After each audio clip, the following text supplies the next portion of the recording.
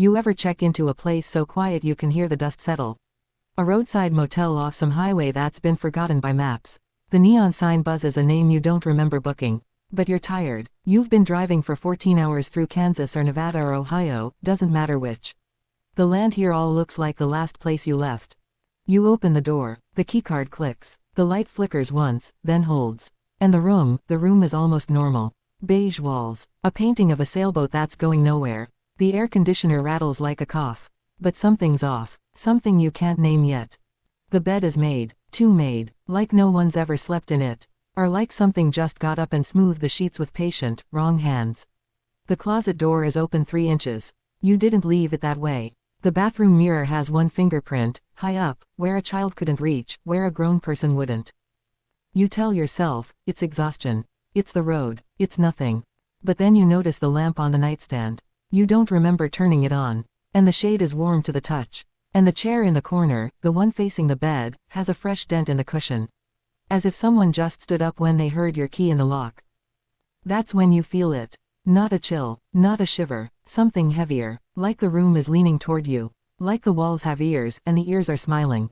And you realize, standing there with your suitcase in one hand and your phone with no signal in the other, you are not alone. You were never alone. The thing in the motel room doesn't knock. It doesn't scratch. It just waits, because it knows you have nowhere else to go. This is a real American encounter. And it begins the moment you close the door. The first key point, ordinary setting, unnatural dread, is the oldest and most effective trap in horror. It works because you never see it coming. You expect terror to announce itself with thunder and shadow, with crumbling mansions or fog-choked graveyards. But real dread doesn't need Gothic architecture. It needs a place you already trust. A motel room off a nameless highway. Fluorescent light. A bedspread that smells of bleach and 1,000 strangers. That ordinary setting is your undoing because you lower your guard the moment you set down your suitcase. You tell yourself this is just another stop.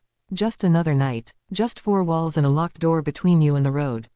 But unnatural dread doesn't shout. It whispers from the corner of the room you haven't turned to face yet. Think about the anatomy of a roadside motel.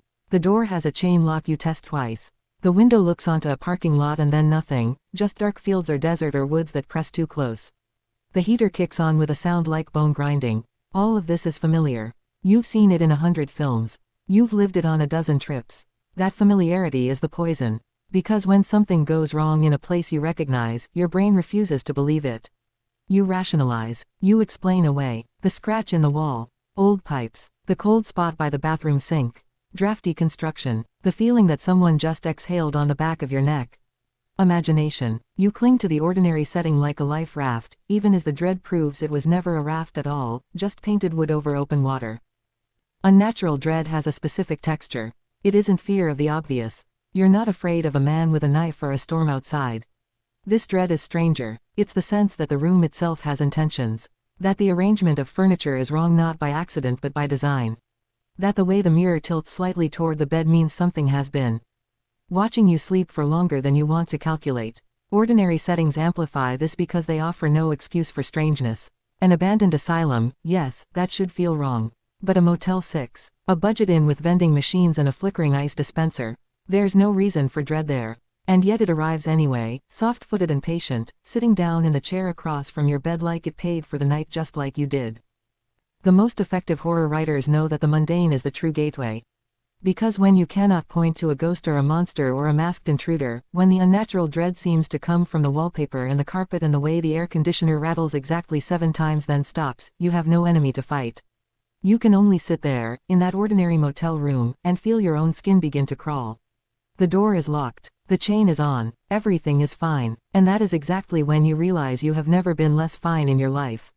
The ordinary setting has become a cage. The unnatural dread is not outside the room. It is the room. And you are inside it, breathing its air, sleeping in its bed, while something that has no name but knows yours leans close to the wall and listens. The uncanny stillness is the second key, and it is far more dangerous than any scream or crash. Because stillness, when it arrives in the wrong place, becomes a kind of violence. You expect a motel room to have small sounds, the hum of the mini fridge, the drip of the faucet, the distant growl of a semi-truck on the highway. Those sounds are proof of life. They tell you the world continues outside your door. But the uncanny stillness strips all of that away. It descends not like a blanket but like a held breath. One moment, the room is ordinary. The next, you realize the refrigerator has stopped. The traffic has vanished. Even the wind outside the window seems to have decided that passing by this particular room would be a very bad idea. And in that silence, you hear something you were never meant to hear, the inside of your own fear. This stillness is unnatural because it feels chosen. A power outage or a sudden storm could explain quiet. But the uncanny stillness is selective. The clock on the nightstand still ticks, you can see the second hand moving, but you cannot hear it. The ice in your cup melts, but there is no plink of water. It is as if the room has been placed inside a glass jar, sealed tight, and set on a shelf where no vibration can reach it. Your own breathing becomes a thunder you try to muffle. Your heartbeat sounds like someone pounding on a door from the inside of your chest. And that is when the second part of the stillness reveals itself, something else is moving. Something that makes no sound at all. You turn your head slowly because loud noises would break the spell, but this is not a spell you want broken. The uncanny stillness has a weight. It presses against your eardrums. It makes the air feel thick as water. And in that pressure, you become hyper-aware of the spaces in the room that you are not looking at. The corner behind the dresser. The gap under the bed. The closet door that is now open 4 inches instead of 3, though you never heard it move. The stillness has no sound, but it has direction. You feel it leaning. You feel it watching. And because there is no noise to distract you, no ordinary hum of a world going about its business, you have no choice but to feel that watching in full. The truly terrible thing about the uncanny stillness is that it demands a response. Your animal brain screams at you to make a sound, to clap your hands, to clear your throat, to prove that you still exist and the world still moves. But you don't, because some deep part of you knows that the stillness is not empty. It is occupied. Something is using that silence as a hiding place. And the moment you break it with a cough or a footstep, you will not hear the sound you made. You will hear what answers. So you sit there. You do not swallow. You do not blink. The clock ticks without ticking. The highway has died, and in that perfect, patient quiet, you understand why humans fear silence more than fire. Fire warns you. Silence only waits. And the thing in the motel room has been waiting in that stillness for a very long time, just beyond the edge of your hearing, smiling without a sound. Small, wrong details are the cracks where the unnatural seeps through. You will not see the monster in a motel room because there is no monster, not in the shape you expect. No fangs in the dark. No claws under the bed. What you get instead are tiny errors. A lamp that should not be there. A smell without a source. These are the details that your mind tries to file away, to label as nothing, to bury under the weight of exhaustion and the desperate need for sleep. But the mind is a poor liar. It sees every single wrong thing, even when it pretends not to. And those small, wrong details accumulate like water dripping into a cup. 1 drop means nothing. 2 drops are a coincidence. By the 10th drop, you are drowning in a truth you cannot name. Start with the lamp. You checked in at dusk. You turned on the light by the door, the overhead fixture with its yellowed glass. That lamp on the nightstand was not part of your first survey of the room. But now, after you have used the bathroom and pulled back the bedspread and set your phone to charge, the lamp is there. You stare at it. It is a cheap thing, brass-colored with a pleated shade, the kind found in 1,000 motel rooms.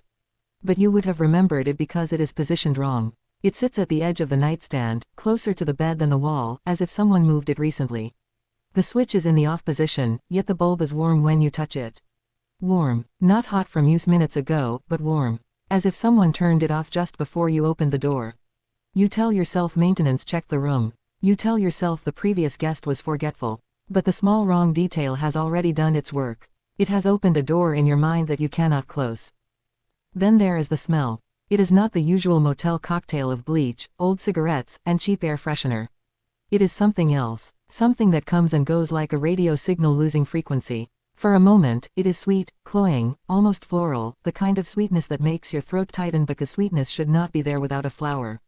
Then it shifts. Now it is cold, like the air inside a freezer that has been left open too long, except there is no freezer in this room. Then it is gone entirely, and you convince yourself you imagined it. But your nose knows. Your nose is older than your brain, and it is telling you that this room has hosted something that leaves a smell no cleaning product can erase. A smell that is not decay but absence. Not rot but wrongness. You start seeing more details because now you are looking. The television remote is on the wrong side of the bed. The Bible in the nightstand drawer has a page folded down, but when you open it, the page is blank, not missing text, just blank, as if the printing press forgot that page existed. The peephole on the door is dark. You put your eye to it and see nothing but black, even though the parking lot lights should shine through. You step back. The peephole is not blocked from the outside. It is blocked from the inside, as if something on your side of the door pressed against it and left a film. And the worst detail, the one that finally stops your heart, the chair in the corner has turned. Not much, just a few degrees, but the dent in the cushion that faced the bed now faces the window. And you realize the small, wrong details are not random. They are communication. They are the only language the thing in the motel room knows. And it has been leaving you messages all night. You just finally learned how to read them. The thing that mimics is the most patient predator in any horror story because it does not need to attack. It only needs to borrow. You arrive at the motel room expecting the unknown to look unknown, twisted faces, impossible limbs, sounds that have no place in a human throat. But the thing in the motel room understands something more terrible. Familiarity is a weapon. So it does not show you its true shape. Instead, it shows you your own reflection in the bathroom mirror, except the reflection blinks 1 second too late. It shows you the front desk clerk's smile, the one who checked you in, now stretched across a face that stands in the hallway peephole at 3 a.m. It shows you your mother's voice calling your name from the other side of the door, even though your mother lives 2,000 miles away and does not know you stopped here. That is the mimic's genius. It wears the skin of the safe, the known, the loved. And by the time you realize the skin does not fit, it is already breathing the same air as you. In a motel room, the mimic has advantages no other setting can provide. The lighting is poor, the walls are thin, strangers pass in the night, and you cannot tell one footstep from another. The thing learns your name from your credit card slip. It learns your voice from the phone call you made to your spouse before bed. It watches through the gap under the door as you move around the room, cataloging your gestures, your habits, the way you hum when you are nervous. And then it begins to practice. You hear a knock, 3 soft raps. You ask who is there. A voice answers, your own voice, word for word, tone for tone, asking who is there right back at you. You freeze because you know you did not speak twice. The hallway is empty when you look through the peephole. But the knock comes again, and this time the voice on the other side says your name in the cadence of your mother, your partner, your oldest friend. The mimic does not need to break down the door. It only needs you to open it. The horror of the mimic deepens when you realize it does not hate you. It does not hunger for you in the way a wolf hungers. It is curious. It wants to try you on like a coat. It wants to know what it feels like to say, I love you, and hear it returned. It wants to sit in the chair you sat in, drink from the cup you drank from, wear your shadow when you step into the light. And that curiosity is more chilling than malice because you cannot reason with it.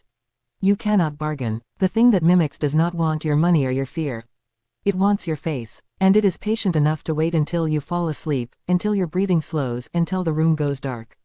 Then it will practice walking like you. It will whisper your favorite song under its breath. It will stand over the bed and tilt its head at the exact angle you tilt yours when you are confused.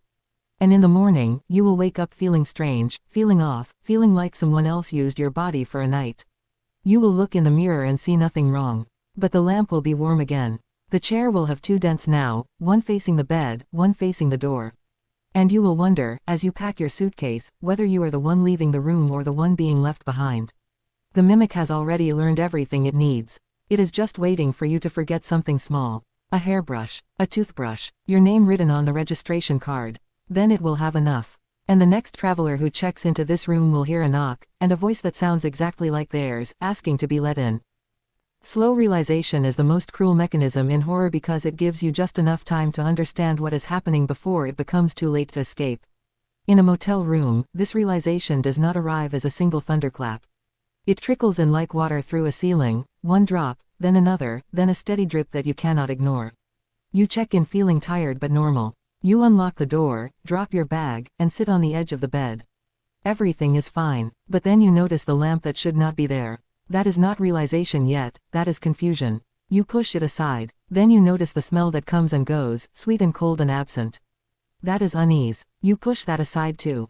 Then the stillness settles, and the mimic speaks from the hallway, and the small wrong details begin to pile up like leaves against a door. And still you do not realize. Because realization requires you to stop explaining, stop rationalizing, stop telling yourself that motel rooms are just strange at night. Realization is the moment your brain finally surrenders its excuses and admits the truth: the room is not just occupied. It is digesting. You understand this slowly, the way you understand a fever is getting worse.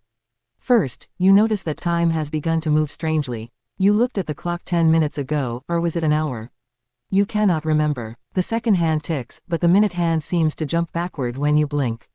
You try to call the front desk, but the phone has no dial tone, not a dead line, but a line that hums with something that sounds almost like breathing. You try the door. The chain is on. The deadbolt is thrown. You threw them yourself. But the door will not open. Not locked. Not jammed. Just refused, as if the walls have decided that you are not leaving until something else decides you can. And that is when the slow realization begins to crystallize: the room has never been a room. A room is neutral. A room is just space. This thing is a stomach. And you are not a guest. You are a meal in progress.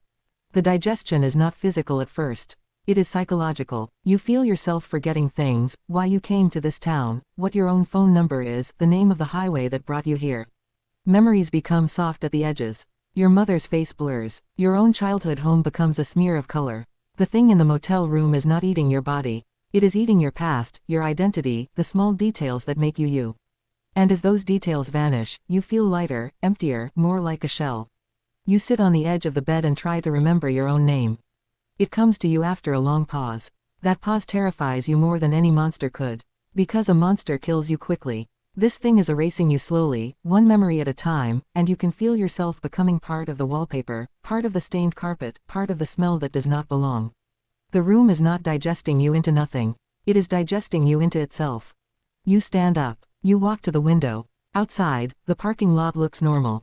Cars, lights, a vending machine, but no people, no movement, no sound. The world is still there, but you cannot reach it. The glass does not break when you hit it. The door does not budge when you shoulder it. And in that moment, the slow realization completes itself. You are not trapped in a room. The room is trapped around you. It has been growing smaller all night, though the walls have not moved. The ceiling has been lowering, though the height has not changed. The air has been thickening, though the thermostat reads the same. The digestion is almost finished. You look down at your hands. They are still your hands. But the light passes through them differently now. You are becoming thin. You are becoming transparent. You are becoming the next wrong detail that the next traveler will notice and then explain away. And the last thing you realize, just before you fade entirely, is that the room was never digesting you. It was digesting your belief that you were ever real to begin with. That real American loneliness is the final key, and it is the one that makes all the others possible. You can have the wrong lamp, the uncanny stillness, the mimic at the door, the slow digestion of your very self, but without loneliness, none of it would take root. Because loneliness is not just sadness or isolation. It is the absence of witness. It is the knowledge that if you screamed right now, no one would hear you. If you vanished from this motel room, no one would notice for days, maybe weeks. The highway patrol would find your car in the parking lot. The clerk would turn over your room key. Your family would file a missing persons report that would slowly turn cold.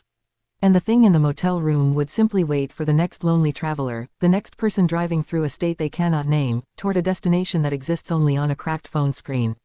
That is the real American loneliness, the loneliness of the road, the loneliness of cheap lodgings and vending machine dinners, the loneliness of being between places and therefore belonging nowhere.